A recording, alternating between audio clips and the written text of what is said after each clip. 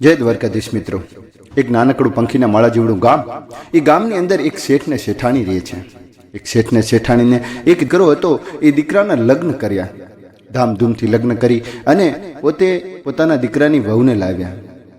દીકરાની વહુ આમ તો સારી હતી, પણ ધીમે ધીમે ધીમે ધીમે જેમ જેમ સમય વીતતો ગયો તેમ તેમ આ વહુના રંગ પણ કંઈક અલગ દેખાવા લાગ્યા. એક દિવસ કઈ નાની એમથી વાત હતી, એમાં આ વહુ શેઠાણીને બોલી દીધું. વહુએ શેઠને વાત કરી કે આપણી વહુ આમ જેમ તેમ કેમ બોલવા માંડી છે? આપણી દીકરાની વહુ આમ પાત્ર બરોબર નથી લાગતું મને. એ વાતમાં મેણા ટોણા બોલે છે, કઈ નાની નાની વાતમાં કાસ કરે છે, કંકાસ કરે છે. શેઠે પોતાના દીકરાને વાત કરી કે બેટા, તારી વહુને થોડું બે શબ્દ કે. આપણું ઘર તો સંસ્કારી ઘર છે, આપણા ઘરે આવા જે તે શબ્દ બોલે એ સારું ન લાગે. અડોશ પડોશના માણસો સાંભળે તો આપણું શું કે?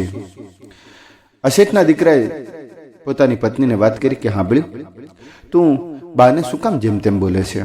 બા શું તને કંઈ કહે છે? કંઈ વાત હોય તો તું મને કે, એમને ખોટી રીતે શું કામ બોલે છે? છોકરાની વહુ બોલી કે ઓહો, તમારી માં મારા વિશે કાન ભરે છે એમને. તમને ખબર નથી, તમારી માં મને કેવું કેવું બોલતા હશે એ તમને ખબર નથી. પણ મેં કોઈ દાડો તમને શિકાયત કરી?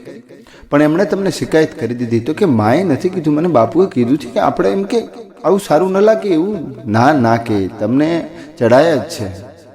અને ભાઈ શેઠ અને શેઠાણીને છોકરો અને વહુ વચ્ચે બહુ જબરી માથાકૂટ જામી ગઈ.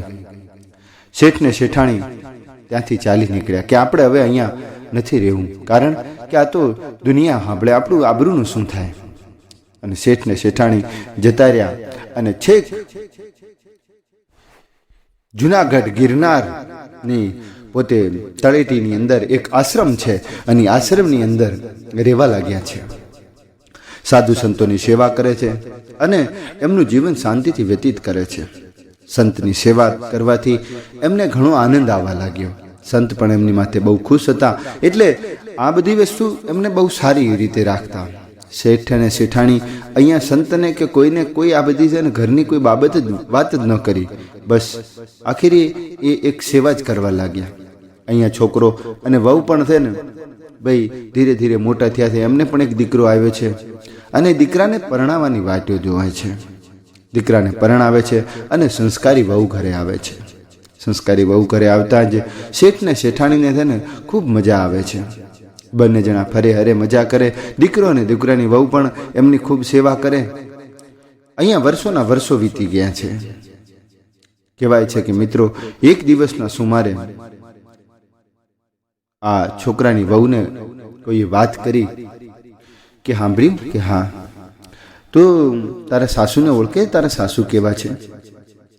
તો કે હા, મારા સાસુ બહુ સારા સ્વભાવના છે. એવું છે એમ? તો એમને તારા સાસુને પૂછજે ને કે તારા સાસુ સસરા ક્યાં છે? તો કે મને વાત તો કર.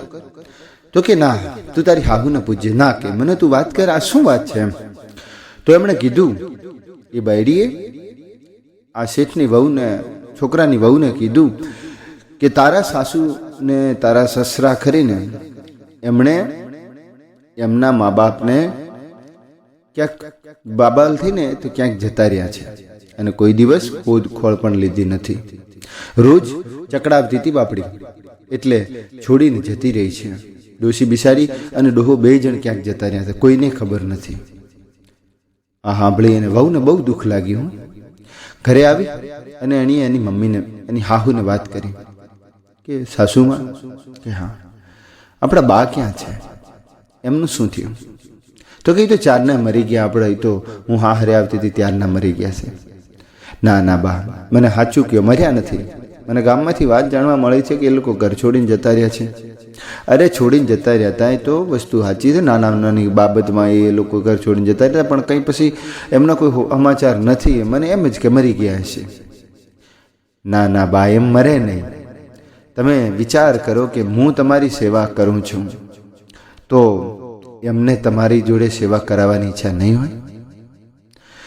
હવે જાઓ, જ્યાં સુધી તમને તમારા સાસુ સસરાને હોદીને નહીં લાવો ત્યાં સુધી હું તમારા છોકરાને ઘર બાંધવાની નથી.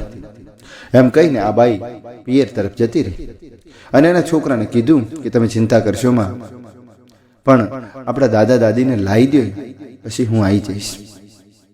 આ દીકરાની વહુ પિયર જતી રહી છે અને અહીંયા લોકો વાત કરવા માંડ્યા છે કે આ છોકરાની વહુ જતી રહી. પણ બન્યું એવું કે શેઠના દીકરાને અને એની છોકરાની વહુને એમ થયું કે હાલો આપણે બા બાપુને હોદી તો લઈએ, કારણ કે હવે તો આપણી આબરૂનો સવાલ થઈ ગયો છે.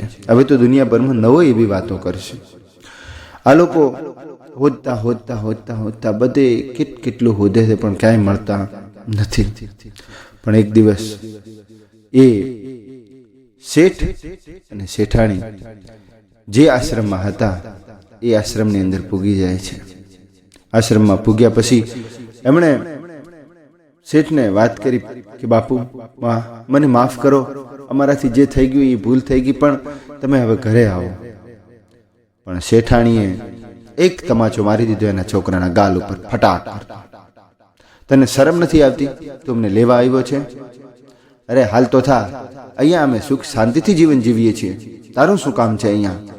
અને તારે જો અમને તારા જોડે રાખવા જ હોત તો તું તારી પત્નીનું ઉપરાણું લઈ અને અમને આવી રીતે ના બોલો. શેઠનો છોકરો દુઃખી થઈ ગયો કે મેં કાંઈ નથી કીધું માં, મારી કોઈ ભૂલ નથી, પણ આજકાલની બૈરિયા એવી હોય છે કે હું શું કરી શકું માં? મારી તો એક ધોબીના કૂતરા જેવી હાલત થઈ ગઈ છે. અને આ વાત સાંભળી અને શેઠના છોકરાની વહુને ખૂબ દુઃખ લાગ્યું કે મારા પુરુષની પણ હાલત ખરાબ થઈ ગઈ, મેં બહુ ખોટું કામ કર્યું છે.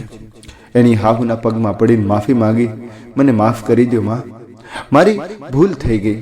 હું એ મારા ઘરમાંથી આવું શીખીને જ આવી છું, મેં આવો પ્રેમ નથી જોયો ક્યાંય, એટલે કદાચ મારાથી આ વસ્તુ થઈ ગઈ છે, મને માફ કરી દો બા, મને માફ કરી દો અને હાલો ઘરે.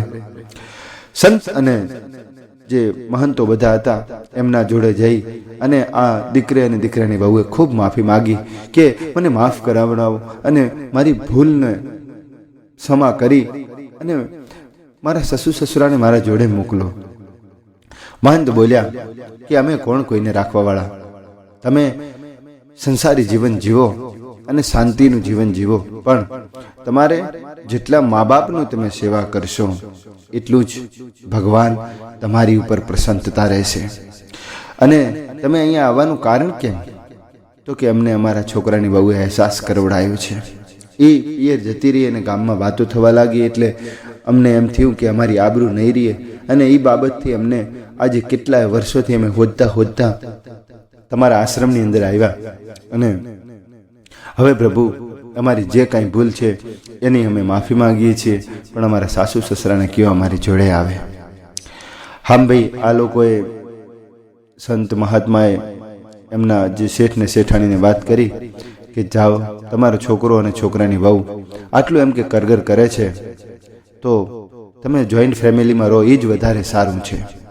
અને મારું માનો તો જિંદગીમાં કોઈ દિવસ કોઈ વસ્તુનું આશા નહીં રાખવાની, કારણ કે તમને એમ થશે કે મારી સેવા કરે તો એ કોઈ સેવા આ દુનિયામાં કોઈનું નથી. પણ જો તમે એમ કહેશો કે લાવ હું એક કામ વધારે કરી લઉં, હું એ કામ કરી લઉં, તો જીવનમાં તમે જેમ કહેશો કે મારું એમ લોકો કહેશે મારું, પણ એમ જ કહેવાનું કે આ તારું, તો એ બધું તારું થઈ જશે. માટે જાઓ અને તમે બધા તમારું સુખીનું જીવન જીવો. આમ કરી અને એ ત્યાંથી ઘરે ગયા છે.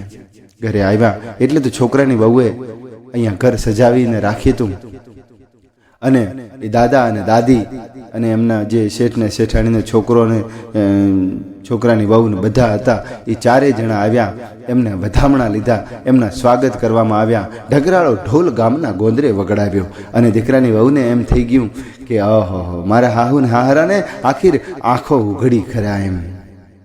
તો મિત્રો, જીવનમાં તમે ગમે તે જે કાંઈ કરો છો એ કાર્ય કરતા પહેલા એક વખત જરૂર વિચારજો કે શું આ વસ્તુ તમારી ઉપર આવે તો તમે બરદાસ્ત કરી શકશો. મા બાપને તમારે રાખવા નથી એ વાત 100% સાચી છે. તમારે ન રાખવા હોય તો કાંઈ નહીં, પણ તમે ખાલી એક વખત એટલું વિચારી લો કે શું તમે મા બાપ બનશો, તમારા છોકરા તમને કાઢી મૂકશે, તમે શું કરશો? એક વખત વિચાર કરજો મિત્રો. મા બાપથી મોટું આ દુનિયામાં કોઈ નથી. એટલે તે કહેવાય છે, હો આજ પૂજાણા આજ પૂજાશે, આજ પૂજાણા આજ પૂજાશે, પૃથ્વી પર બેઠા એ જ ભગવાન છે હો ભાઈઓ હો બહેની. મા બાપથી મોટું આ દુનિયામાં કોઈ નથી, મા બાપથી મોટું આ દુનિયામાં કોઈ નથી.